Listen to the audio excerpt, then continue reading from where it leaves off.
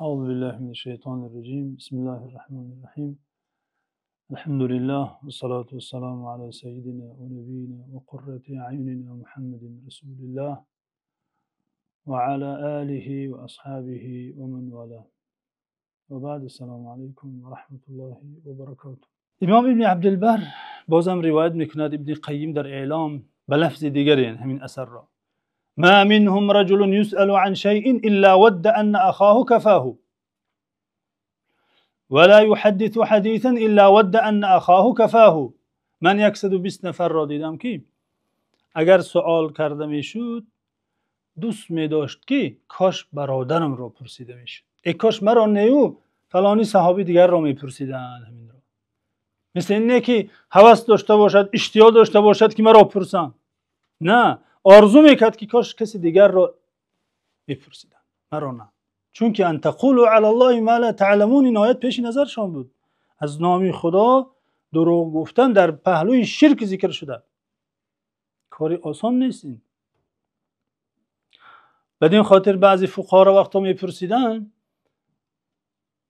میگفت شما خودتان در راحت و میخواهید پشت ما را جسر در روی جهنم قرار دهید، یعنی تا آمده سوال تا میپرسی میروی جانت خلاص. و این مفتی در پیش خدا جواب میده. و گناه اگر خطا باشد گناهش بر اون شخص پرسنده نیست، گناهش بر مفتی است. به همین خاطر سلف صالح روایت های گوناگون بر این محتوا بر این مضمون آمده که استادان به شاگردانشان، فقیهان به شاگردان نقل میکردن یا توصیه میکردن، تربیه میکردن، میگفتن وقتا کسی از شما چیزی میپرسد پیش از اینکه برای او راه حل فکر کنید برای خودتان راه حل فکر کنید اولا.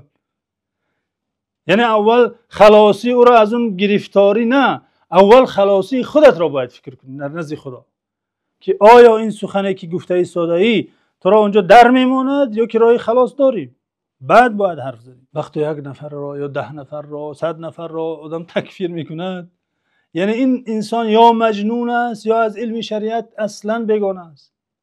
مردم در مسائل فرعی فقه اینقدر میترسیدن، در تکفیر نه، در مسئله های فقهی که در پیش خدا چه جواب میگوییم؟ چیزی را مبادا حرام بود و حلال نگفته باشیم یا برعکس.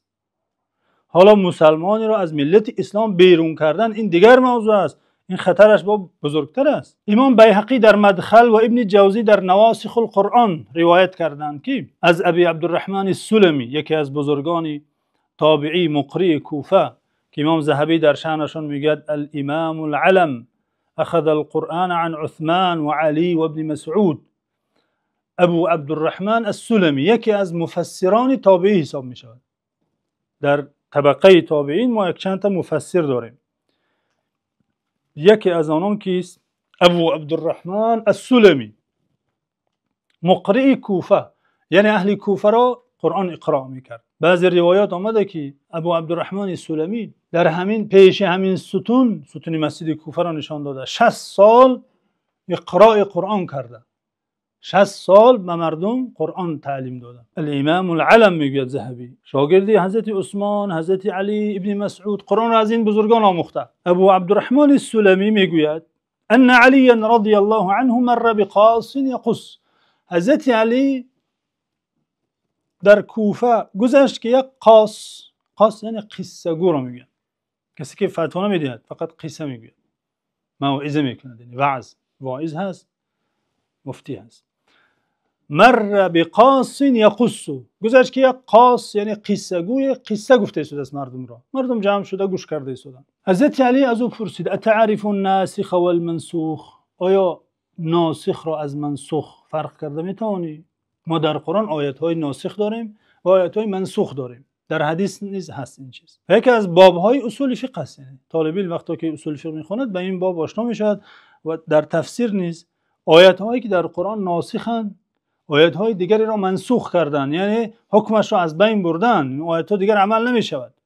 خیلی آیت ها داریم به حکمت خداوند عزوجل تا زمان لازم بود حکم صادر کرده بود، عمل می شد و اون که وظیفه‌اش را اجرا کرد به حکمت های الهی خداوند نسخش کرده، تلاوتش هست. اما خلاصه حضرت علی این قصه گو را پرسید که آیا ناسخ و منسوخ را بدانی؟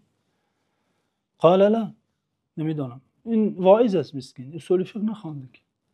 قال هلکت و اهلکت. هلکت و اهلکت، خودت هلاک شده ای و دیگرها رو نیز هلاک کرده ای. یعنی تصور کنید این چیکاره است. حالا واعظ است. این قصه گفته شده است که حضرت ابراهیم این خیل شد، حضرت نوح این خیل کرد، یا از قصه های سلف صالح و دیگرها، از صحابه و یا از پیامبر صلی الله علیه و از غزوات قصه میگوید. از امت های قبلی یگان حکایه های رقائقی که مردم را ایمان و اخلاق و سلوکشان را تزکیه کند، پاکسازی کند. میگه ناسخ و منسوخ شرط است برای تو. حالا اگر در منبر شیشته یا در کرسی افتا نشسته میدید او را چی میکرد؟ وقتی میگم ناسخ و منسوخ نمیدونم. در اعلام الموقعین امام ابن قیم آورده که امام احمد حنبل گفتن لا يجوز الافتاء الا لرجل عالم بالکتاب و السنه. جایز نیست فتوا دادن مگر به شخصی کی، مگر مردی کی عالم بالکتاب و سنت، کتاب و سنت را داند، قرآن و حدیث را داند. عالم هم تو خوانده باشد، نه نصفش سرسری از زبان روسی، نه، عالم بالکتاب و سنت.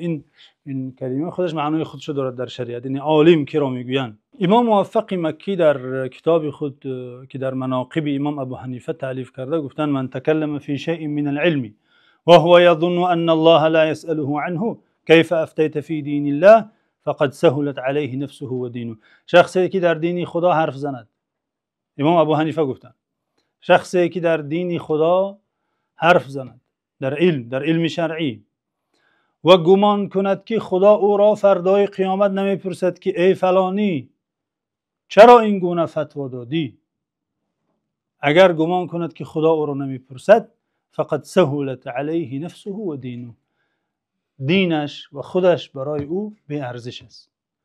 یعنی او قدر خودش را و قدر دینش را، قدر ایمانش را ندانسته. چنان شخصی بی پروای بی خرد بوده که قدر دین را، قدر ایمان را، قدر خودش را حتی ندانسته، خودش را در این خطر گذاشته. امام مالک میگویند، امام مالک امام دارالهجره، صاحب مذهبی معروف، یعنی یکی از امام های چهارگانه. امام ذهبی در سیر اعلام النبلا این قولش آورده ما افتیت حتی شهد لی 70 انی اهل لذلك. من فتوا ندادم مگر در آن وقتی که، مگر بعد آنی که 70 نفر از علمای مدینه گواهی دادن که ای مالک تو اهل هستی، سزاوار هستی، فتوا دهی می شود.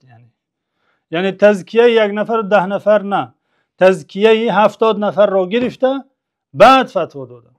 امام ابن عبدالبر از امام ابن عیینه و سحنون مالکی روایت کرده که امامان میگفتن هر دو این قول از هر دو روایت شده، از امام سفیان ابن عیینه و از امام سحنون.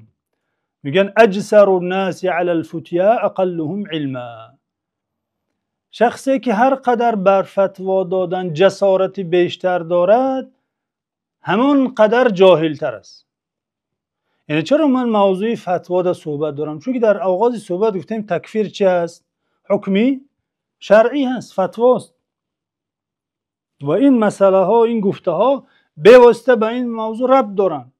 یعنی یک نفر وقتی تکفیر میکند حکمی شرعی را صادر کرده شده است، یعنی فتوا داده شده است که این نفر نکاحش حرام است، این نفر کافر است، این نفر خونش حلال است، این نفر میراث نمیبرد از پدر و مادرش، فرزندانش از او میراث برده نمیتوانند، این نفر را نماز جنازه کردن حرام است، این نفر را در قبرستان مسلمان گوراندن حرام است.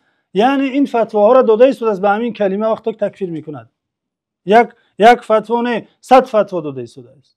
به همین خاطر ببینیم که سلف صالح در موضوع فتوا چی گفتن. امام مالک میگه 70 تن از علما شهادت داد که من اهلم، سزاوار هستم، بعد فتوا دادم. و امام ابن عیینه و سحنون میگه هر کسی جسارتی بیشتر دارد در فتوا اقلهم علما، همون قدر علمش کم است. ابن قیم منهج سلف صالح را خلاصه میکند. منهج سلف، روش سلف صالح در فتوا، در صادر کردن فتوا. در اعلام الموقعین میگه و کان السلف من الصحابه والتابعین یکرهون التسرع فی الفتوا و یود كل واحد منهم ان یکفیه ایاه غیره. سلف صالح از صحابه و تابعین یکرهون التسرع فی الفتوا، شتابکاری در فتوا را بد میدیدن، خوش نداشتن و هر یکی از آنها دوست می داشت که کاش برادرم این مسئولیت را ادا می کرد و کار به من نمی رسید. پس این است منهج سلف صالح، شتاب نکردن در فتوا، شتاب نکردن در تکفیر.